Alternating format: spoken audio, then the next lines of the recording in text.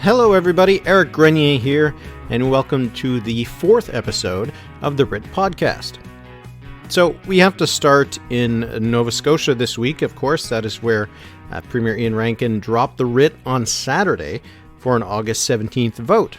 This is actually only the third election to take place during the month of August in Nova Scotia's history. The last ones were in 1933 and 2003, so a rare summer election in Nova Scotia.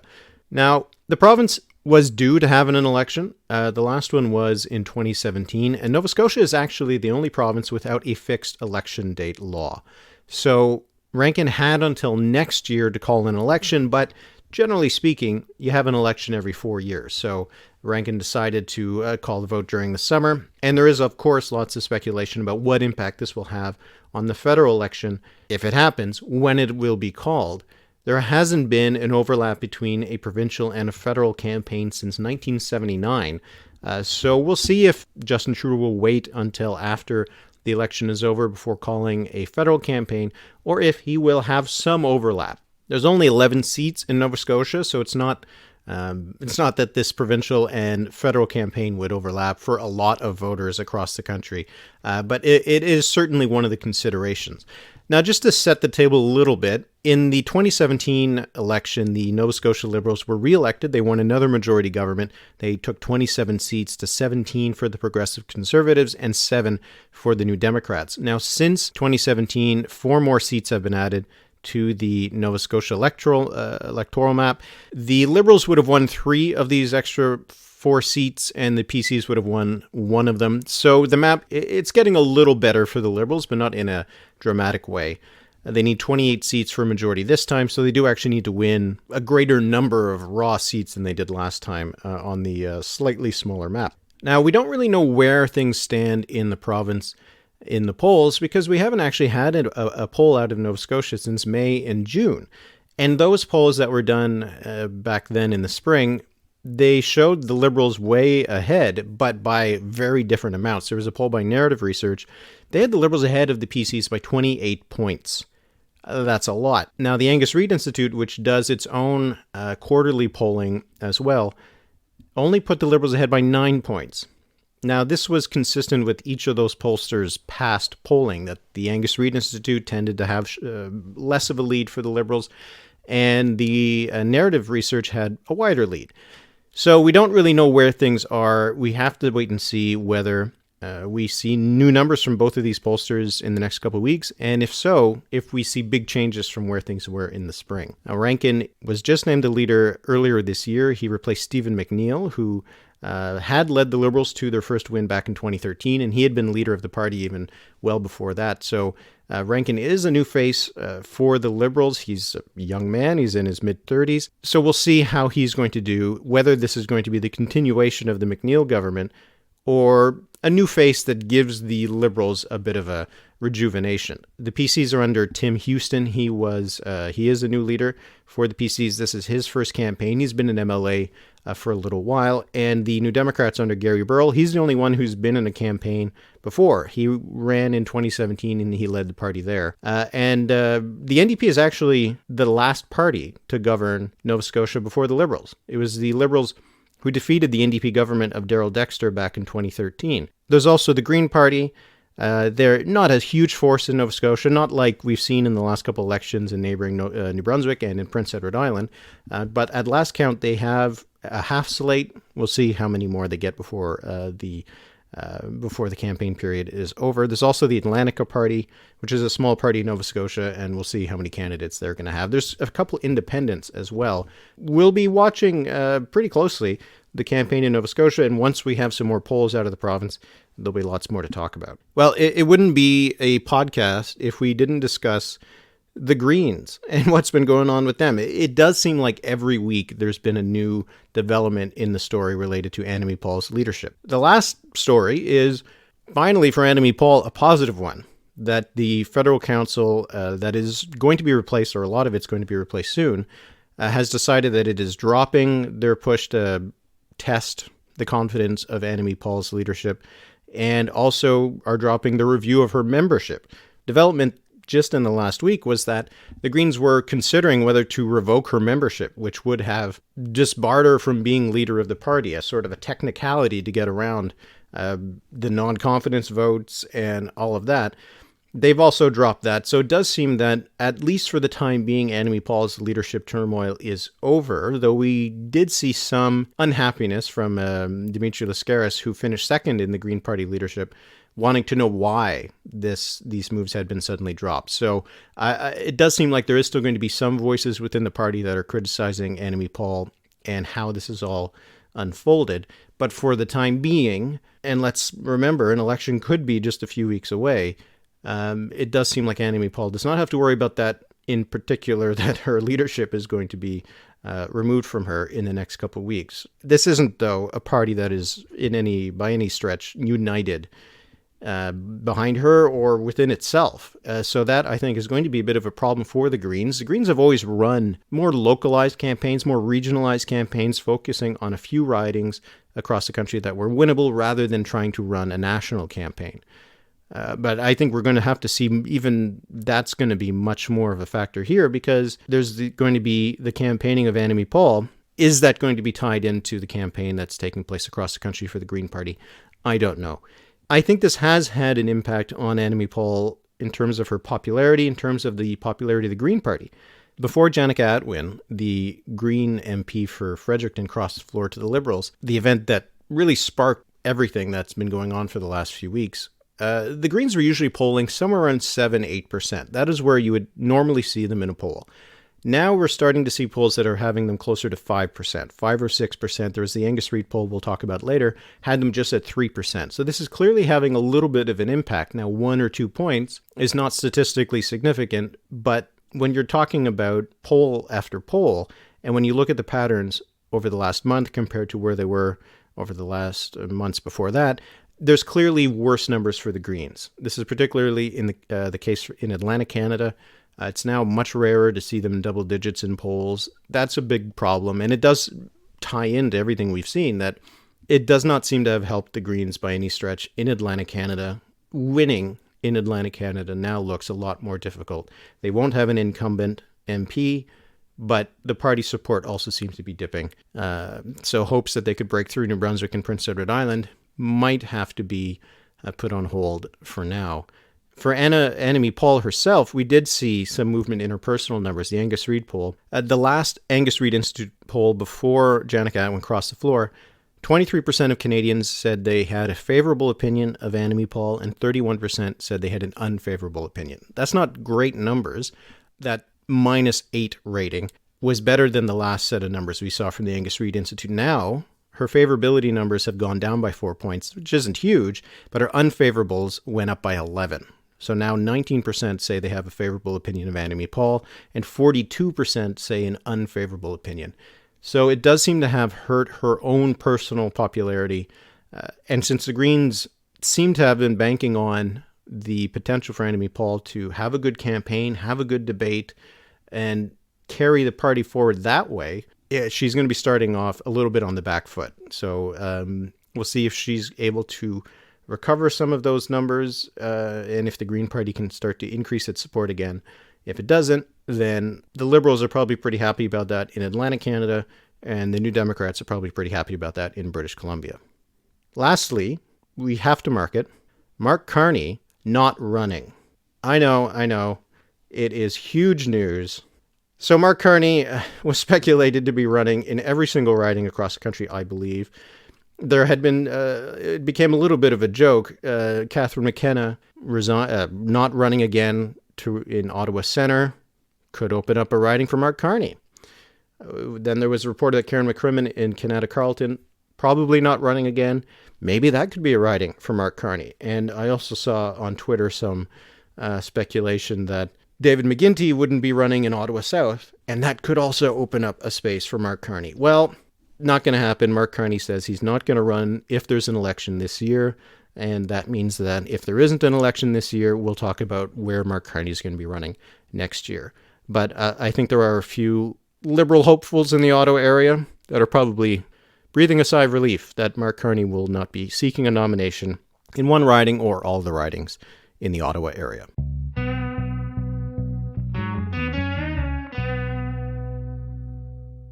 Well, we're in the height of summer, and that means there's not a lot of polls. There really hasn't been a lot of polls to cover in our Polls of the Week segment. So we're going to focus on two that did come out, and the first one was from the Angus Reid Institute. I mentioned it earlier. This poll was done between July 14th and July 16th. 1,625 people were interviewed online. The poll showed, among decided voters, the Liberals at 33%, the Conservatives at 31%, the New Democrats at 20%, the Bloc Québécois at 7%, the People's Party at 4%, the Greens at 3%, and others at 2%. That included 1% for the Maverick Party. I know there's some interest in what kind of impact they're going to have. Just to drill down a little bit on their numbers, according to the Angus Reid Institute, 10% in Saskatchewan and 7% in Alberta. And the People's Party was also scoring between 4 and 6% between Alberta and Ontario. So that's a lot of votes off the table for the Conservatives, but nevertheless, they were at 31% and only 2 points back of the Liberals. The Liberals had only a 4-point lead in Ontario. This poll had the impact of changing some of the narrative very quickly. There's a tendency to focus on the last set of numbers and compare them to whatever set of numbers came out before that. That's a bit of a problem because every pollster tends to have different numbers. So the Angus Reid Institute poll had the Liberals ahead by 2 points. It seems to be a very close race. Really not much different from the 2019 election, and based on those Ontario numbers, could be a lot closer than it was in 2019. But wait a minute, we had all of these polls coming out showing the Liberals ahead by 10 points or more in Ontario, but also nationwide. Abacus data, Ipsos, Nanos. The polls were showing that the Liberals are on track for a huge majority government and Erin O'Toole's party is going down in flames. Well, I guess that's all over because this one poll came out. Let's pump the brakes a little bit. Consider where the Liberals and Conservatives were polling in the previous surveys by the Angus Reid Institute. In a poll they did in early June, the Liberals were at 33, the Conservatives at 30, 3-point gap. Poll they did in mid-May, the Liberals were at 34, the Conservatives were at 32, 2-point gap. And at the end of April, the Liberals are at 34, the Conservatives are at 32, a 2-point gap. So this latest survey from the Angus Reid Institute shows no shifts whatsoever of any significance going back to April. So this poll suggests that nothing has changed. Nothing has changed over the last 3 months. That could be the case. It could be the case that things have not shifted all that much, and the polls that have picked up a big gain for the Liberals and a drop for the Conservatives are catching something that's not real. But the Angus Reid Institute poll itself does not reset those other polls that were suggesting that the Liberals are way ahead. If we see that Abacus, Ipsos, Nanos starts to show a close race again between the Liberals and the Conservatives, then we can say that this is looking a lot closer than we thought. But if we continue to see one set of polls showing the Liberals way ahead and another set of polls showing the Liberals only marginally ahead, we really can't say which one is closer to the truth. But here's something to consider. Erin O'Toole's numbers in the Angus Reid poll not getting any better. Still very low favorables, very high unfavorables. It does suggest that if the Conservatives are polling in the low 30s, when their leader is as unpopular as this poll suggests, within the same survey, these are the same people being interviewed, that the Conservative floor could be lower. That if they're polling in the low 30s, that might be a best case scenario. Because consider that the Nanos research also put out a poll this week. Again, their update of the 4-week rolling poll that they do every week. It's a poll ending on July 16th, so the same time as the Angus Reid poll, though it ran for 4 weeks prior. Nevertheless, that poll showed Justin Trudeau the preferred prime minister for 40% of Canadians, Jagmeet Singh 18%, Erin O'Toole 15%. Erin O'Toole was down 4 points from where he was a month before. These polls are existing at the same time. And with the Conservative leader being at just 15% on best prime minister, again, it does suggest that if the Conservative Party is able to poll 31% of the poll, it's that party brand that's doing that. And there's the potential that Erin O'Toole could drag the party down towards him. And that is maybe what we're seeing in some of the other surveys. But it is something to consider, that the idea, first of all, that the Liberals are on track for a huge majority, we have to check that. Some surveys are suggesting that's not the case. But also the narrative that this race is actually super, super close might not be the case either. So we'll have to wait and see what more data says. The fact that we have had so few polls over the last few weeks just kind of adds to the tendency to focus on the last set of numbers because we don't really have anything to compare it with. But we'll have to be patient.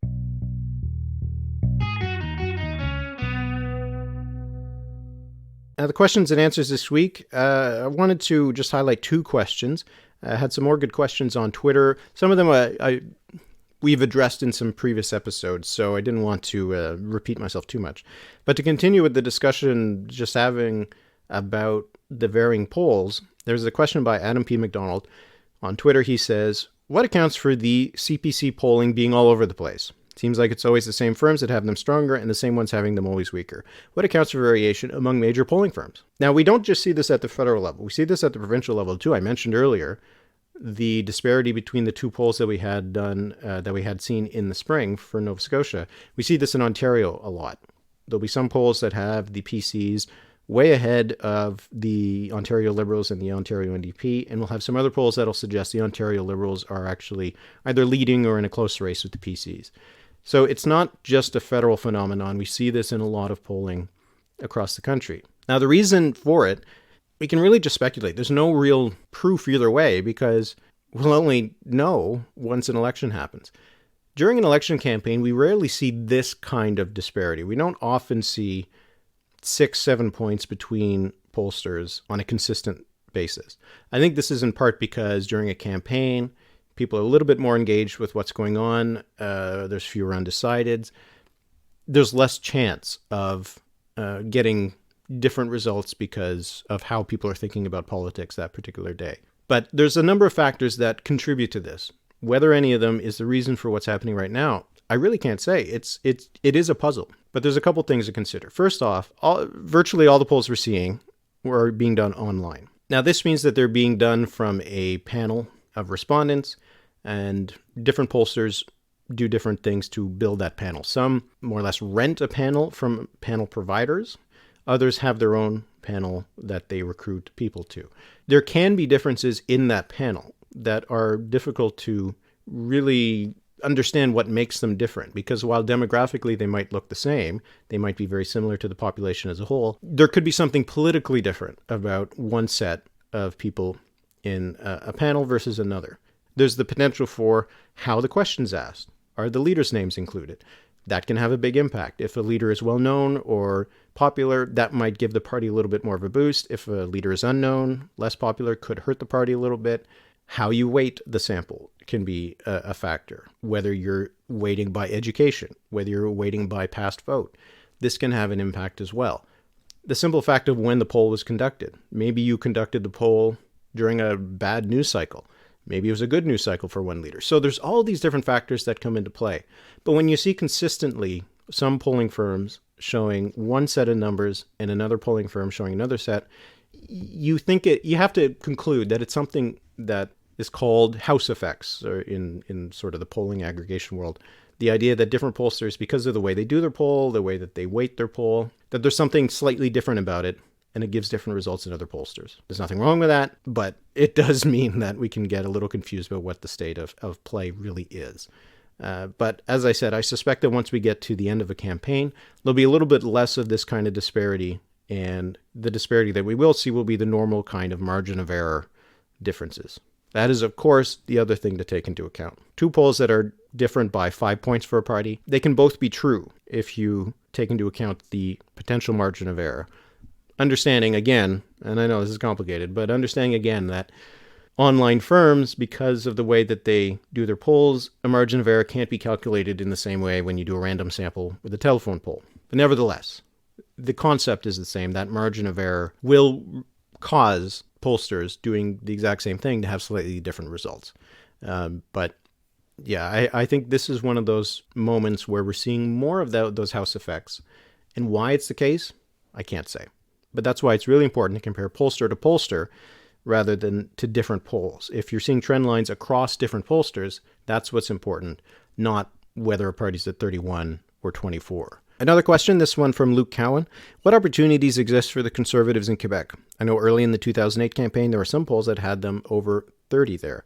But since then, the Conservatives have stayed remarkably stable in Quebec. Yes, they have. The polls are suggesting the Conservatives somewhere around 16% support in Quebec, so literally almost exactly where they were in the 2019 campaign. And if you look at the trend line, over the last year, they've been flat, somewhere around that 16 to 18% range. Their numbers have come down a little bit over the last couple months, in the same way that their support has come down across the country. But you do see that bedrock of support of somewhere around 15-16% for the Conservatives. So that does suggest that they can count on winning most, if not all, of the 10 seats they won last time. Their support is very concentrated in the Quebec City region. The fact that they are polling third or sometimes fourth in the province as a whole does not really matter, because they have a lot of that support that is in just a few ridings. And a lot of the ridings they won in the 2019 election were actually won by pretty sizable margins. A lot of their Quebec Conservative seats are not really all that much at risk. They can afford to lose some ground in those ridings and still win them by relatively safe margins. But if there are some opportunities, there's a couple. You look at Trois-Rivières and Beauport-Limoilou. These were two ridings that were within that 6% margin that I've been talking about over the last few weeks. Trois-Rivières was a three-way race. The Bloc Québécois won it. Yves Lévesque, he is a former Trois-Rivières mayor. He ran for the Conservatives last time. He's running again. So there is that chance that they could win that seat this time. The fact that they didn't win it last time with Lévesque on the ballot does hurt their chances a bit, but because it was that three-way split, you could see the same kind of thing happen again and the Conservatives squeak by. Beauport-Limoilou, this was a seat they used to hold. Lupa Clark, who was a former Conservative MP who was involved in Aaron O'Toole's leadership campaign, is running again for the Conservatives in that seat. It's in the Quebec City area. That's another riding where it wouldn't take much for the Conservatives to win it, and it is another of these three-way races where the Liberals are involved and the Bloc, and you can have a split that works out in their favor. But while they're looking at those two ridings that they almost won last time, they would have to look at Chicoutimi-Le Fjord, which is in the Saguenay-Lac-Saint-Jean region. They only won it by a very, very thin margin. So this is a riding that the Bloc Québécois is going to be trying to win. Richard Martel is the MP there. He's a former junior hockey coach. That's a seat that the Conservatives will have to fight to keep. So they're not only just looking at offense. The Conservatives are trying to find a stretch goal. You can look to another Quebec City area riding: Beauport, Côte-de-Beaupré, Île-d'Orléans, Charlevoix. Again, I don't know why some of these ridings have such long names. But that's another option. They were short by about 7 points last time. They've held it before. So it is the kind of seat that if the Conservatives have a good campaign in Quebec, they could maybe pick that up. After that, it's very hard to see where they could pick up another riding. All the other seats across the province, they were at least 14 points behind in the last election. So they need to see a big swing to get above the 13 seat mark. That would be their ceiling. But based on where things are going in the polls, the fact that the Liberals and the Bloc Québécois look competitive in Quebec in an upcoming campaign, winning 10 seats again for the Conservatives would be a pretty good result. There was a time when the Conservatives were thinking they could maybe win 20 seats. I know Andrew Scheer's Conservatives were thinking that was possible going into the last campaign. And there was some brief moments where in the polls maybe that could have happened.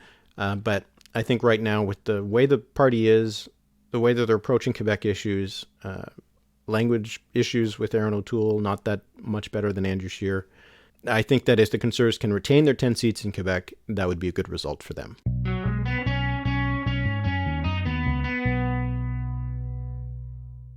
All right, continuing on with the Every Election Project, my look at Canada's election history. We're going back 93 years to the British Columbia provincial election of July 18th, 1928. The Liberals had been in power in British Columbia now for a few elections. They had last won in 1924 under John Oliver. No, not that John Oliver. They had won 3 consecutive elections. They'd been in power for a little while, having replaced the Conservatives in British Columbia politics. This was an attempt for them to win a 4th consecutive election, but they didn't have John Oliver as their leader anymore. He had died in 1927, and Cabinet Minister John Duncan Maclean was chosen to replace John Oliver as Liberal leader. The Conservatives at this time were under Simon Fraser Tolney. He was a somewhat portly Conservative MP. He had previously sat in Robert Borden's cabinet and was a Conservative who was able to win re-election during the 1920s when Mackenzie King's Liberals were in power. When the election in British Columbia was called in 1928, he was still in Ottawa. He was still sitting in the House of Commons, and he had to cross the country in order to get back to BC to campaign for the Conservative Party in British Columbia, and it meant that he lost about a week of his campaign just making his way across the country. There are a few issues in this campaign. One was the fate of the Pacific Great Eastern Railway. This was a time when railways were still part of politics. This was a costly and somewhat controversial railway that was run by the province, and by 1928 there was hope that the Canadian National Railway, CN, would take it off the province's hands. So there was some discussion about what to do with this money-losing proposition. Maclean, the Liberal leader, he claimed that he could get a better deal than Ptolemy could because the Liberals were in power in Ottawa, and CN was a national railway. This claim was criticized in the province because it made it seem like more of a political transaction rather than a straight-up business deal, that this was about selling this railway to CN, not about doing political favors between Liberals in Ottawa and Liberals in Victoria. Both the Liberals and the Conservatives, they promised tax reductions in this. Liberals also said at this point they would take a look at a provincial health insurance scheme. Again, this was in 1928. But apart from that, the Liberals largely ran on their record. And the Conservatives didn't really have all that many great ideas, but they benefited from what was becoming a desire for change. The Liberals had been in power for a while. The Conservatives were coming with a bit of new energy, and British Columbians were open to that. Because after trailing other parts of North America in the roaring 20s, BC's economy was finally starting to perk up by 1928. And Ptolemy's more positive, optimistic view of the future, it had some appeal. Ptolemy was more charismatic than Maclean. He was more down to earth. He had a little folksy appeal. Maclean, on the other hand, was not really all that dynamic, and he also suffered in comparison to his predecessor, John Oliver, who was a much more popular politician. Liberals were nevertheless confident that they could win this election, but the results were quite bad for them. They retained most of their northern seats, but the Conservatives picked up elsewhere in the interior. The Conservatives under Ptolemy, they made big gains in Vancouver, and they shut the Liberals out of Victoria entirely. When the results were finally counted, the Conservatives won 35 seats. This was a gain of 18 seats from the last election in 1924, and they won 53% of the popular vote. This was a big jump of 24 points for the Conservatives. So really a bit of a wave election for Ptolemy and the Conservatives in BC in 1928. The Liberals, they dropped 11 seats to just 12. They took 40% of the vote. This was actually an increase in their share of the vote, but it wasn't nearly as much as the increase of the vote for the Conservatives. There's also one MLA from the Independent Labour Party. He was elected. The ILP took 5% of the vote across the province. Those were the only three parties that elected MLAs to the legislature. Maclean was not one of them. He was defeated in his own riding, and he would be defeated again when he decided to try to run for federal office to fill the seat that was vacated by Ptolemy, making the switch from federal to provincial politics. Ptolemy's premiership, it started off well. The economy continued to boom in British Columbia. But remember, this was 1928. The stock market crashed in 1929, and his government was hit very hard by the Depression. They really had no ability to handle it, and it led to their complete wipeout in 1933 and the return of the Liberals to power in that election. In fact, 1928 would be the last election won by the BC Conservative Party. And that'll be it for the podcast this week. Thanks to everybody who has subscribed to the website, thewrit.ca. And if you haven't yet, you can go there and subscribe and get access to all the content. It's going to be a pretty busy summer. So I'll be back next week. And until then, thanks for listening.